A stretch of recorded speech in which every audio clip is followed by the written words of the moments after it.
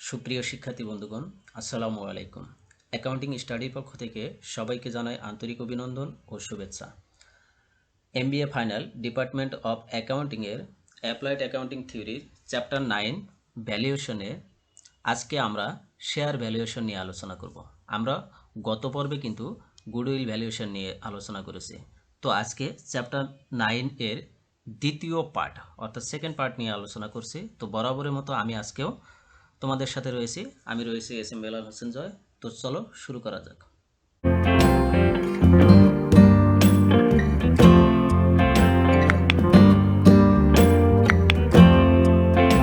তো দেখো chapter 9-এ format 2 share valuation. তো শেয়ার ভ্যালুয়েশনে আমরা তিনটা মেথডে করে থাকি। শেয়ার ভ্যালুয়েশনটা তিনটা মেথডে করে থাকি। সেটি হলো অ্যাসেটস বেসড অথবা ইন্ট্রিনজিক ভ্যালু অথবা নিড ওড মেথড। ঠিক আছে, অ্যাসেট মেথড বা ইন্ট্রিনজিক ভ্যালু মেথড বা নিড ওড মেথড, তিনটা জিনিসের একই নাম, একই মেথডই হবে। 2 নম্বর মেথডটা হবে ইয়েল্ড ভ্যালুয়েশন অথবা মার্কেট ভ্যালুয়েশন অথবা ক্যাপিটালাইজেশন মেথড। ঠিক আছে, তো এই তিনটা এক এক সময় এক এক নাম থাকে কিন্তু মেথড একটাই। ফেয়ার ভ্যালুয়েশন 3 নম্বর মেথডটা হলো ফেয়ার ভ্যালুয়েশন বা কম্বাইন্ড মেথড। ঠিক আছে, তো এই তিনটা মেথডে শেয়ার ভ্যালুয়েশনের ম্যাথ থাকে। তো আমরা এই তিনটা মেথডে ম্যাথগুলো দেখব, তিনটা মেথডে কিভাবে করতে হয়। তো দেখো সর্বপ্রথম অ্যাসেট বেসড বা ইন্ট্রিনজিক ভ্যালু মেথড বা নিড ওড মেথড, এই মেথডটা করার জন্য আমাদেরকে ওই পার্ট 1-এ আবারও ফিরে যেতে হবে।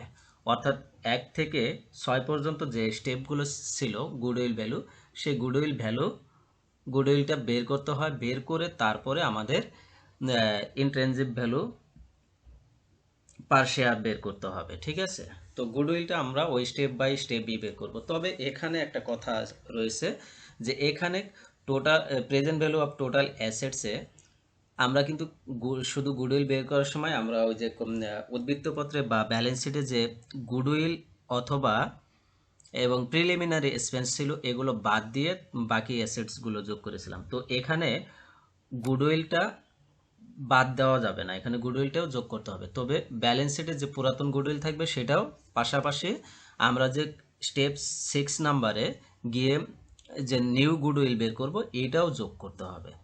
তো অর্থাৎ ওল্ড গুডউইল এবং নিউ গুডউইল দুইটাই যোগ করতে হবে। তবে প্রিলিমিনারি এক্সপেন্সটা এখানেও বাদ যাবে।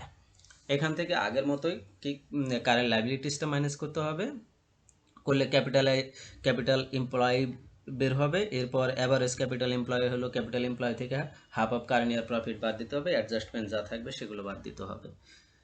তারপরে অ্যাভারেজ মেইনটেইনেবল প্রফিট আগের মতোই থাকবে। তারপরে নর্মাল প্রফিট এটা আগের মতোই থাকবে, সুপার প্রফিটও আগের মতোই থাকবে, গুডউইলটাও আগের মতোই থাকবে। তো চলো আমরা একটা অঙ্ক দিয়ে শুরু করি।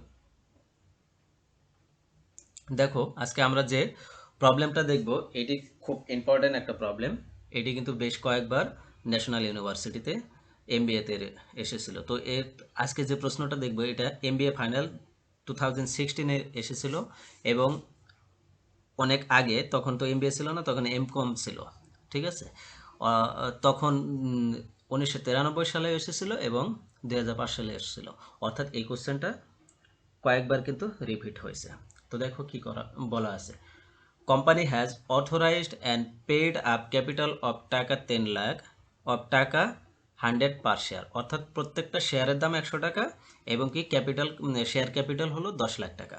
The total assets of the primary at its price were টাকা 45 লাখ। অর্থাৎ এই কোম্পানির মোট সম্পদ ছিল 45 লাখ টাকা।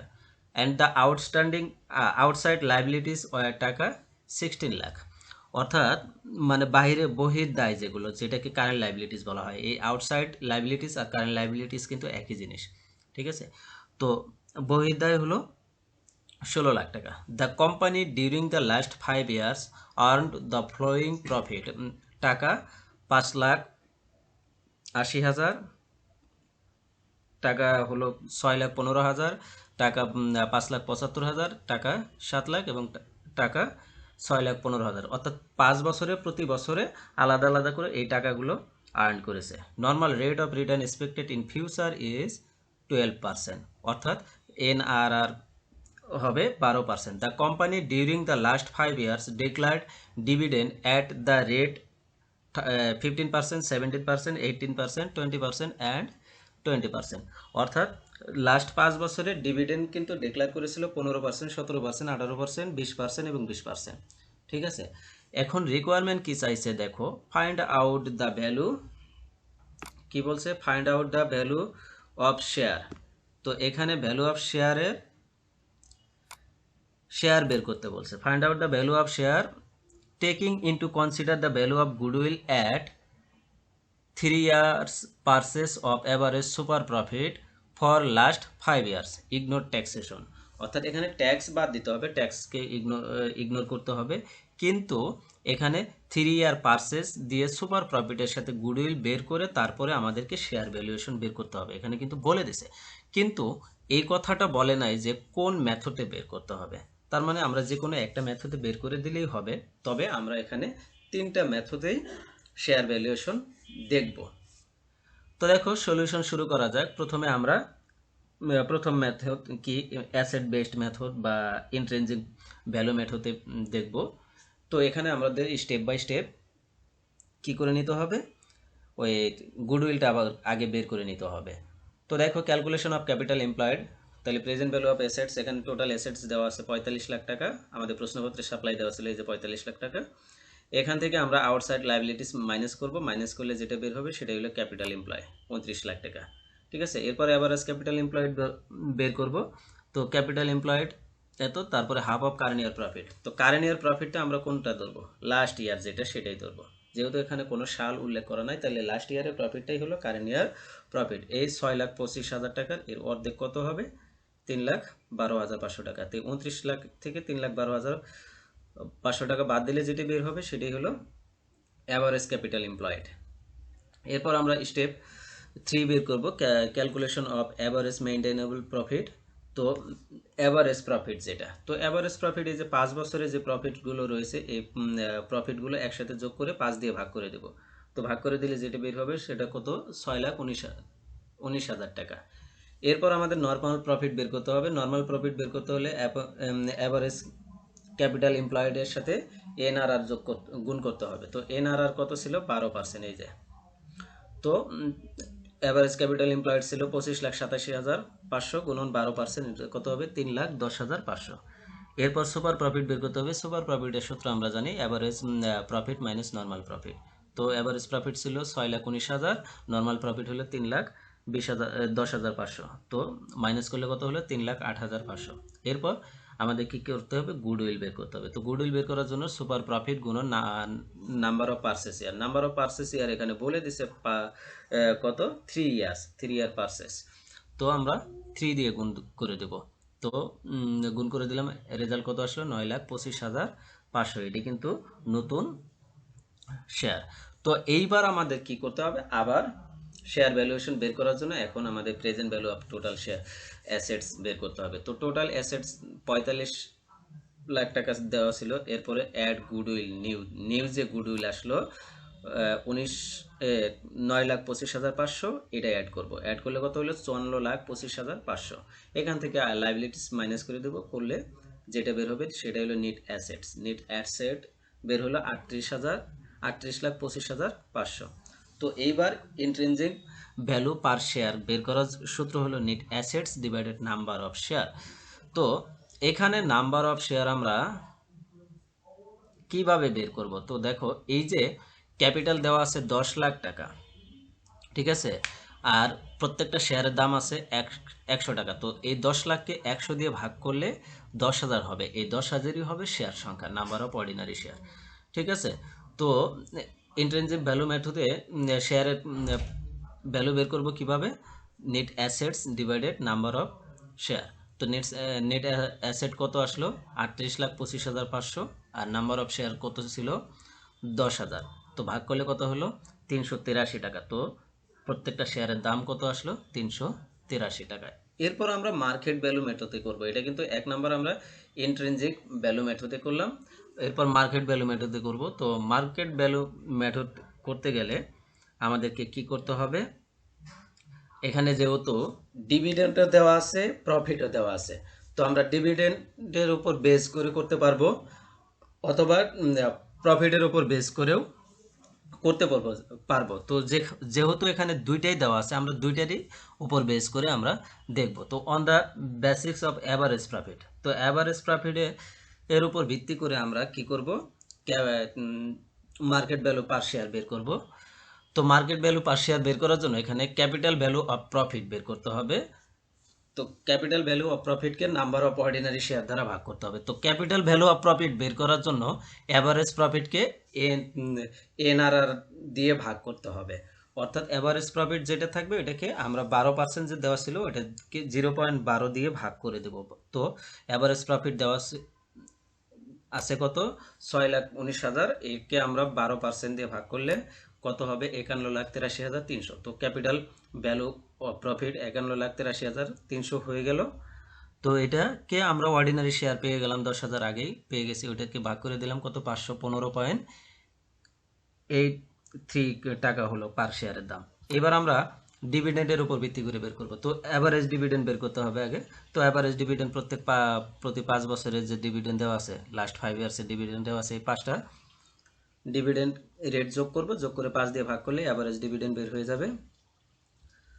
তো বের হলো কত, 18% বের হয়ে গেল। এরপর ভ্যালু পার শেয়ার কিভাবে বের করব, অ্যাভারেজ ডিভিডেন্ড ডিভাইডেড এনআরআর গুণন paid up value per share. তো অ্যাভারেজ ডিভিডেন্ড কত ছিল, 18%, একে এনআরআর কত ছিল, 12, তাহলে 12% দিয়ে ভাগ করলাম। আর পেইড আপ ভ্যালু ক্যাপিটাল, প্রত্যেকটা শেয়ারের দাম কত ছিল, 100 টাকা, এটাই হলো paid up value per share.